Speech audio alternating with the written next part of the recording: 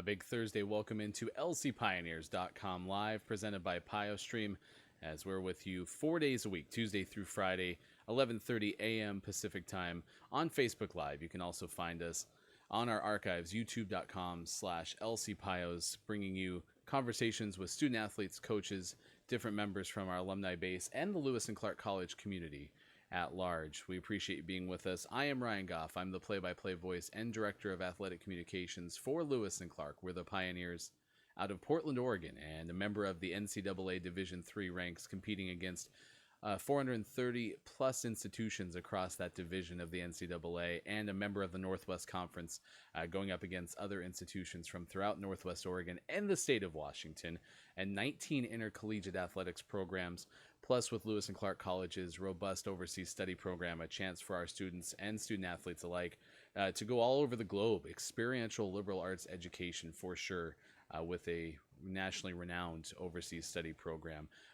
Classes are back in session. Everything started again on Monday for fall 2020, and that is one of the topics we'll talk to our guest, Kristina Williams, about today. She's the head coach of women's basketball and an alumnus of women's basketball as well. It's been an interesting off-season. Everything was halted last spring in the middle of March, and since that time, this is a question I'll ask her.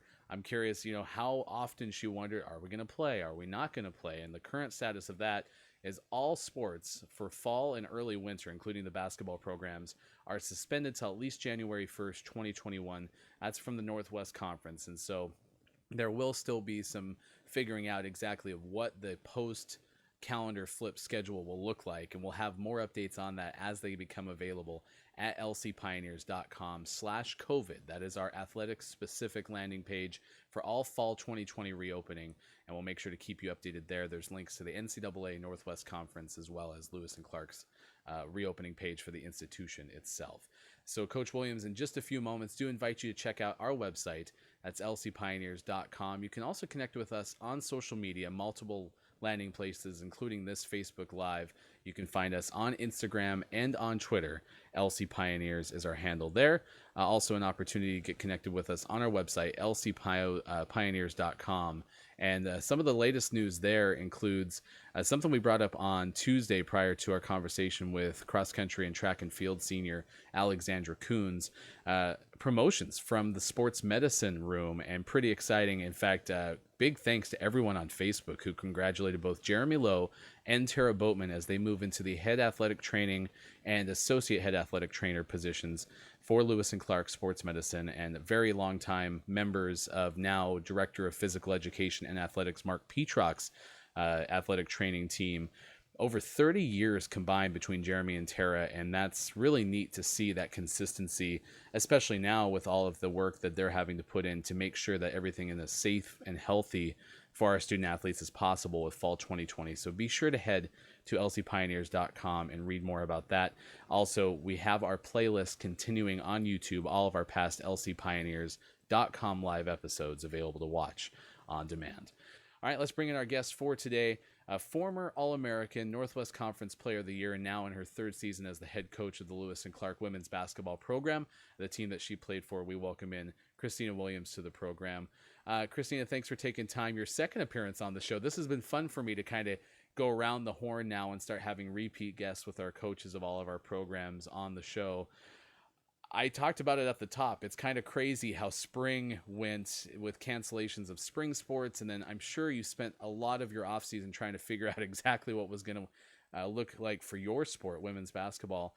Give us a glimpse inside, the day-to-day, the week-to-week, some of the things that you had to do to make sure your team would be ready for fall. Yeah. Hey, Ryan. Thanks for having me. First of all, I was just thinking how it is funny being on here for the second time, because I feel like when I was on the first time, it was definitely early on in the show, still in the spring, I believe, and just crazy to think how much has happened since then, and the things that we thought might happen then, and now we're kind of here, and some of them happened, some of them haven't. So that's basically kind of how the summer went. It was a lot of, at first, kind of like trying to speculate what the school year was going to look like what our season was going to look like, what we are going to be allowed to do. And at some point, I think we kind of decided as a staff and as a team to stop speculating, as I'm sure a lot of people ended up coming to that kind of feeling as well, because it was just so hard to know. It felt like every day we were getting some new information, from whether it was, like the Oregon governor or the NCAA or our conference or our college.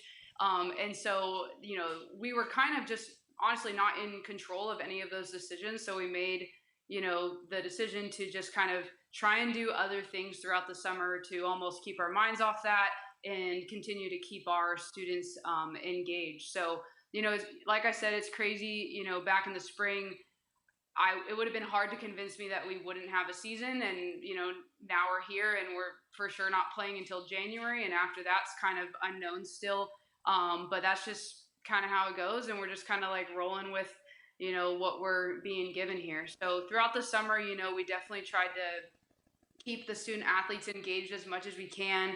We did a lot of Zoom calls as a team, as well as like individual coach to player Zoom calls to just check in, see what sort of, equipment they had available to get workouts in. And that was kind of ever changing based on where our players were.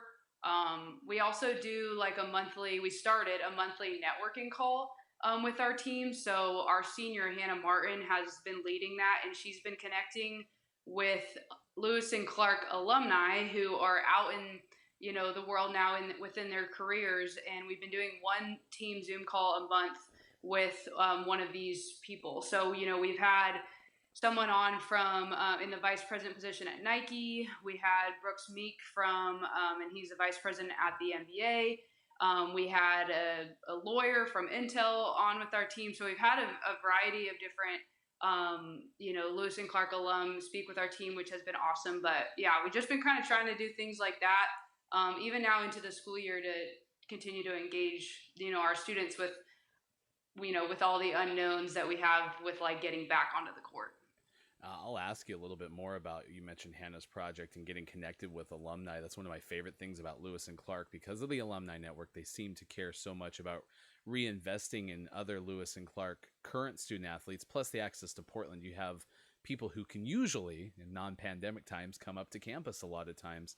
But before I do, one thing that I'm curious about is you talked about all the Zooms. When we were doing the show initially during the pandemic, there was that question, what are you doing to try to keep everyone engaged? But we were asking that kind of in real time. Now, as you reflect on all those Zoom calls and all of those things, in what ways did you maybe learn something that was more valuable than maybe you would have realized had there not been something thrust at you like a pandemic? Yeah, no, that's a good point, Ryan, because those sort of things were never something that we did in the past. My staff and myself would occasionally maybe FaceTime one of our players throughout the summer, or, we would definitely check in through text or maybe even a phone call, but nothing, I know there's some disadvantages to Zoom. You're really not getting that, face to face, in person contact with someone. But, in my opinion, getting on Zoom is a really good option when we have our players who live in a different state, right? Or just who aren't in Portland. So it actually was really cool to do that this summer, and to kind of set up a schedule where we are checking in with them through Zoom, getting that face to face virtual kind of conversation with them, as well as those team networking calls. Again, maybe that would have been something that we put off to the fall when we were all together, and maybe would have limited our like who we were trying to get to people in Portland. So it could have been in person, but because we were kind of open to this, oh well, it could be anyone anywhere, because we're just going to do it over Zoom. I think maybe it opened up our networking base a little bit to see who we could bring in to talk to our team. So yeah, I mean, there's definitely some things that I'm sure we'll now continue to do every summer, even after the pandemic is over. You're watching lcpioneers.com live, presented by PioStream. We're on 4 days a week, 11:30 a.m. Pacific time on Facebook Live, archived at youtube.com/lcpios. Our guest today is Kristina Williams, the head coach of women's basketball. One thing that I mentioned just a moment ago is this idea of bringing back alumni. And I know that there's a lot of our programs that do that. As you've seen these initial conversations with Hannah, kind of organizing different conversations with alumni, What do you notice about the way that your current student athletes receive those? How valuable do you think that is? Oh, it's so valuable. And we really try to diversify, the positions that these people are in their careers so that our student athletes, they're not all interested in the same thing. So, it might be really cool to have someone come in from Nike, but we have some people who are wanting to go into medicine, right? Or they are wanting to be a lawyer or something. So we haven't just kept it in like the sports world, even though we have had a few of those people come in, and I think pretty much everyone enjoys them. But it's been super valuable. Our student athletes ask a ton of questions. Like normally how it goes is that alum will talk to our team for 10, 15, maybe 20 minutes just about their career path, about how Lewis and Clark has shaped their career. And then our team will, they open up to questions, and our team will ask 30 to 45 minutes worth of questions. So they're definitely really engaged, really interested. They're always trying to ask like how they get their foot in the door, how they get internship opportunities. So I know, I mean, even just thinking back to when I was a student, it's hard to imagine all the different careers that are out there. And so, you kind of know what your parents do, what maybe some other family friends do, stuff like that. But and the common careers, but it's kind of nice to hear from these other people in the specific positions that they're in and see kind of what some of those possibilities are. We discussed this idea of the uncertainty over the off season. Now you have students back on campus. First off, how great does it feel to have your student athletes back closer to you, an opportunity to work with them, and what are some of the things that you're seeing early on? As I mentioned at the top, fall started just 2 days ago with classes. What are some of the things that are happening now that school's back in session? Yeah, so there was so much uncertainty. I think even personally, I had some anxiety about, the students coming back and like if it was going to happen, if it wasn't, all of that, as I'm sure our student athletes had probably even more. But now that they are back, our freshmen moved in last week.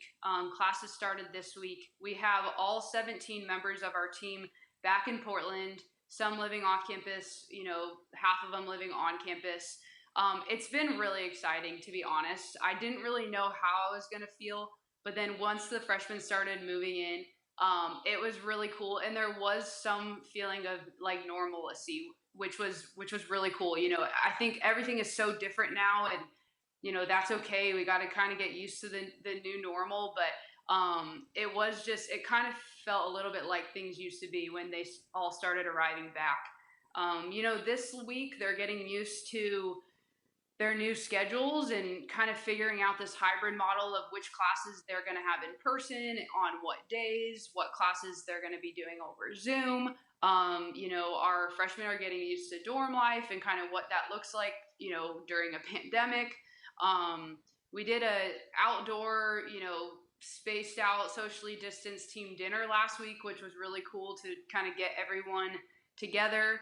We have our first team meeting next week, and the team will actually start voluntary training next week with our head strength and conditioning coach, Coach Ange, which I know they're really excited to get back into the weight room.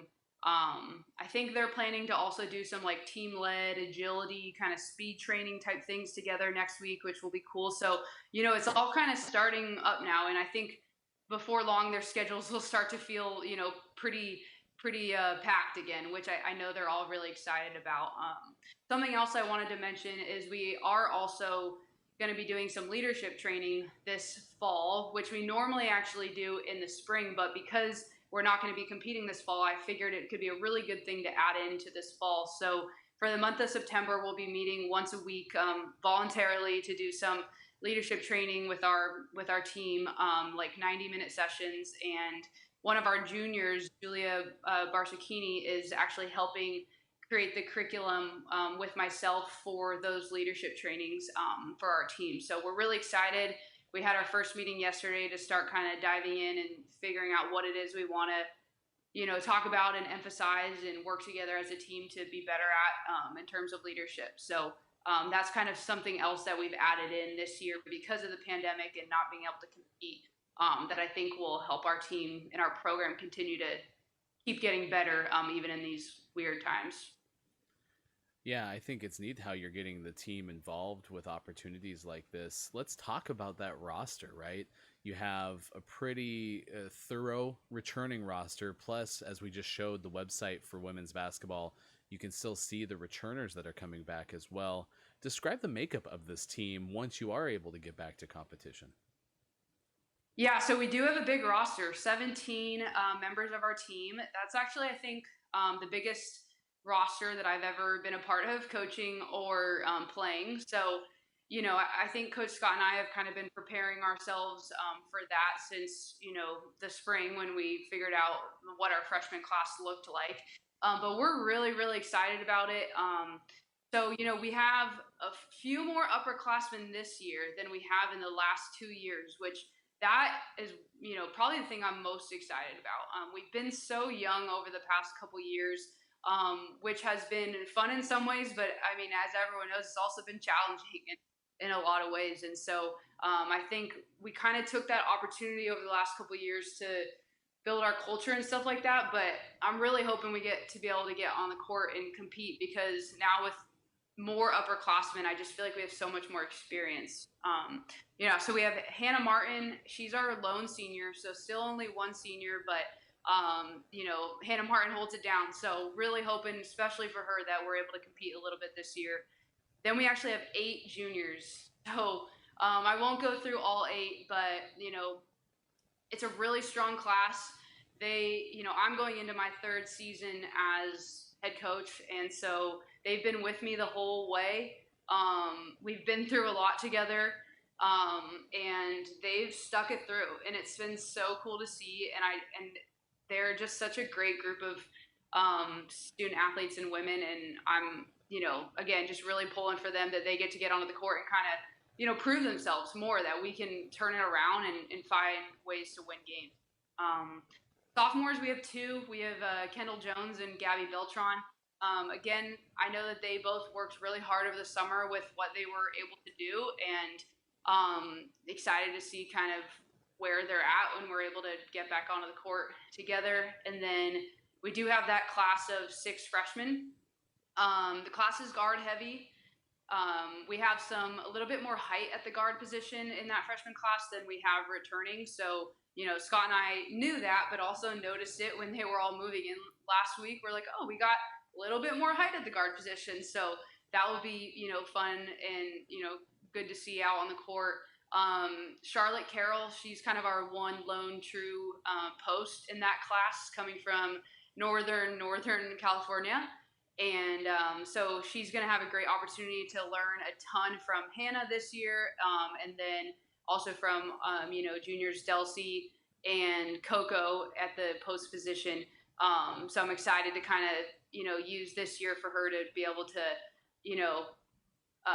kind of use them as mentors for Charlotte, and I'm sure she's just going to grow a whole lot. She's also a lefty, so she's kind of adding that dynamic to our post position, which is pretty cool. So yeah, the other 5, like I said, are guard heavy. We have a couple of true point guards and then some shooting guards. And yeah, I can't wait to get on the court to kind of see what everyone's looking like. We can't wait either. I mean, we're so excited to have competition back as soon as it's safe to do so, for sure. And one thing about this particular year is this marks the 25th anniversary of the Northwest Conference becoming an NCAA Division III conference. I know that the conference is working on highlighting different teams that have had an impact on their respective institutions. And when I think back to your teams, like the 11-12 team, your final year as well, there was some particularly key moments. When you look back at that era, and you mentioned, returning this team kind of that level of competition, what stands out to you about some of the best memories from like 11-12 and in the latter? Yeah. Wow, that was the year. So 2012 season was my junior year. And I would definitely say, of my 4 years at Lewis and Clark, that was the strongest team that we had, by far. And, on paper, we went 25-4 that season. And, but that just doesn't even tell anywhere near the story. We were ranked in the top 10 in the country for most of the year. And, I mean, the big thing that I always talk about that year is that all 4 losses came to George Fox. So, I'm not sure I would have said this like maybe 8 years ago, but today I admit George Fox was better than us that year. We were, like I said, top 10 in the country, maybe even top 5 at points. They were just always like either the best in the country or the second best in the country. So unfortunately, we came across them 4 times that season and dropped all 4, 2 in conference, and then in the conference championship tournament game, and then in the round of 32 in the NCAA tournament. So I mean, those are kind of the things. That's kind of the big thing I remember from that year is that it was the most talented team that we had at while during my career, and I would say maybe the most talented team that Lewis and Clark women's basketball has ever seen was the 2011-2012 team. We were just super upperclassmen heavy, tons of experience on the court, tons of weapons in terms of scoring, and had the potential to go on to the Final Four, if not win a national championship. George Fox ended up going to the national championship that year. So, I'm not lying when I'm saying they were maybe the best in the country, and, their best, if not second best player, Hannah Munger on their team, 6'4" post player, tore her ACL a couple minutes into the national championship game, and they ended up losing. So, we battled with them a bunch, and yeah, but those are kind of my memories. Obviously, a ton of awesome times too, winning 25 games that season, and against some really other good conference competition as well. It wasn't just us two. We had pretty much everyone in the conference was really good, and that was just like a really, really fun year. Yeah, and like you said, working back toward building a program much like that, and I'm excited about this year's class. I know you got a lot of work ahead of you for sure. On the heels of a lot of work in that planning a wedding is never easy, let alone doing so like you had to do over the pandemic. Congratulations to you and Cora. Can you describe what the day was like? Well, thank you. I appreciate it. Yeah, we got married on August 8th, and it was perfect. The day was perfect. I wouldn't necessarily recommend planning a wedding during the pandemic.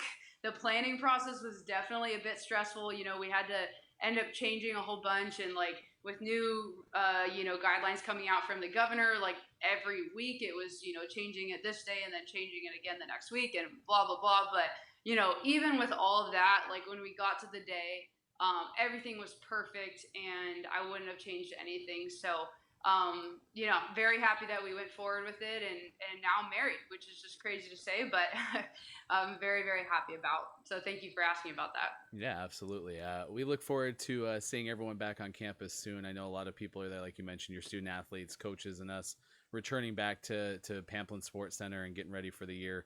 Kristina Williams, thanks so much for joining us on lcpioneers.com live. Thank you for having me. Yeah, I can't imagine the idea of getting married in the middle of a pandemic. I was talking to Kristina about the fact that was hard enough, to do without any other circumstances, like, what's going on in the world with the virus, right? So it's fun to ask her about that question and to hear about how everything went. And our second guest of the last 3 that's been recently married, going back to Josh Spegman, who was our guest last Friday and talked to us about the wedding that he had just the week before on the 21st of August. So my wedding is on the 24th of August. So I know that August is certainly a popular time to get married. And congratulations again to Kristina, and looking forward to the upcoming year of women's basketball. I really like the reflections of her on that team that they had back in 2011, 2012. Coming up the rest of the week, tomorrow is our final show of the week. Robin Holmes Sullivan will join us, the Vice President of Student Life for Lewis and Clark. And on the first week of school, a chance to talk to Robin about how the execution of all the planning that had to take place between mid-March, when the school year went remote with the initial outbreak and the pandemic in the United States, and now all of that preparation leading into last Monday when classes started the weekend before with new student orientation and all the students moving in. What are some of the successes that they've seen, and what are some of the challenges that lie ahead with trying to make sure everyone stays safe and healthy? And then on Tuesday next week, we'll talk to Emily Thompson, a former dual sports student athlete for Lewis and Clark, as she competed for both women's track and field and women's soccer. a chance to catch up with her as well in the first show of next week. So looking forward to that. If you have any questions, as always, you can email us sports@lclark.edu and let us know some of the things that you're thinking of or things that you want to see on the show, guests that you would like to see on the show. We certainly always welcome that that advice, those thoughts as well. Until we talk to you again tomorrow with the Vice President of Student Life, Robin Holmes Sullivan, I'm Ryan Goff. Thanks to you for watching. Thanks to Kristina Williams for joining us. We will be back again tomorrow, as we are Tuesday through Friday, 11:30 a.m. Pacific time on Facebook Live. Just bookmark lcpioneers.com/live. It'll take you right to all of the shows to watch in real time, or you can catch them on demand, usually by the 2 or 3 o'clock time in the afternoon at youtube.com/lcpios. Until then, goodbye, everybody. Thanks for joining us. Have a great rest of your Thursday. I think everyone should take intro to chemistry because the chemistry department here is phenomenal. Everyone I've known has had a good experience with everyone in that department, so I think it's a worthwhile course to take. What is one class that everyone should take at Lewis and Clark? I really enjoyed Education in a Complex World. You kind of get to discuss all the issues that exist within education today, and you get to kind of explore that by going to classrooms firsthand and volunteering with children, which I thought was a really wonderful experience. One class that everybody should take at Lewis and Clark is anything with Kundaichirindo. I think he definitely changed how I thought about rhetoric and media studies and just education in general. For me, it was international affairs, just intro to international affairs, because I think it really gives a good perspective on important issues around the world.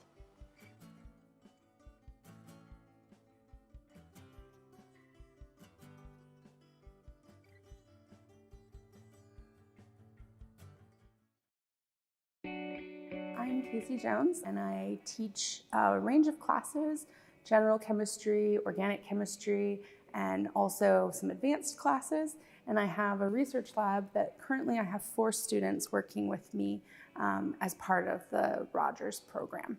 The summer experience is a way to get really deeply involved in the science that is here and be able to start to define what might be what you want to do next. So the brown bag gives our students a chance to explain their research and really show the context and the application of what they're doing to a very broad range of students and faculty. It's interesting to be able to communicate to other scientists what your work is, and it forces you to learn how to talk about your subject so that not only experts in your field can understand it, but others can understand it as well, which I just believe is a good life skill. To talk about your research in a way that anybody can understand it really is a valuable experience, and it's something that you don't get a lot of practice for except in these contexts. Because oftentimes you're giving a presentation to a classroom filled with people who know basically the same things that you do, but in a brown bag, you have to be able to explain and provide motivation for everything that you're working on and why it's important and